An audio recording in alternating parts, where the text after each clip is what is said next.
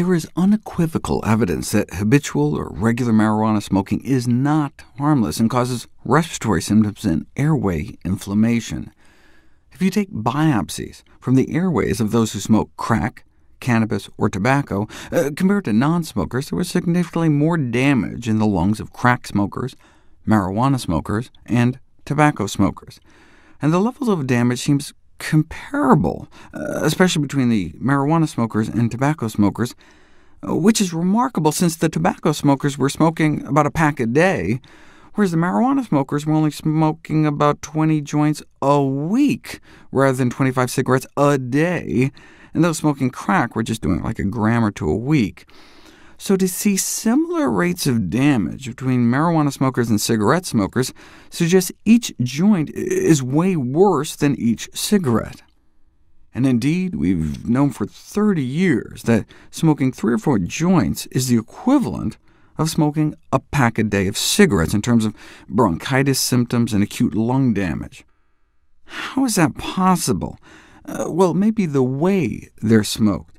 Pot smokers inhale more deeply and then hold the smoke in 4 times longer, resulting in more tar deposition in the lungs. And joints are more loosely packed and unfiltered, resulting in both hotter smoke and smokier smoke. And so even though in many ways smoke is smoke, the different method of smoking may explain how a few joints a day appear to cause as much inflammation as an entire pack a day of cigarettes. The visual evidence of airway injury was at times striking. This is what your airways are supposed to look like, the tubes inside your lungs. This is your lung. This is your lung on tobacco. See how your airways get all inflamed? And this is your lung on pot. You get the same kind of inflammation. And what's crazy is that's just 5 joints a day, compared to 26 cigarettes a day in the tobacco smokers. If you compare the respiratory symptoms associated with marijuana versus tobacco, compared to non-smokers, both marijuana smokers and tobacco smokers have elevated rates of chronic cough and excess sputum production, acute episodes of bronchitis, and wheezing. Now, when you quit tobacco, these respiratory symptoms eventually go away. Does the same thing happen with marijuana? What are the effects of quitting cannabis on respiratory symptoms? About 30 to 40% of regular cannabis users suffer from cough, excess sputum, wheezing, and shortness of breath.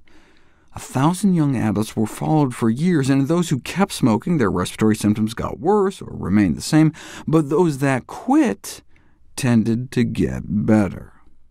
If we don't quit, what are the long-term lung consequences? What about COPD, chronic obstructive pulmonary diseases like emphysema?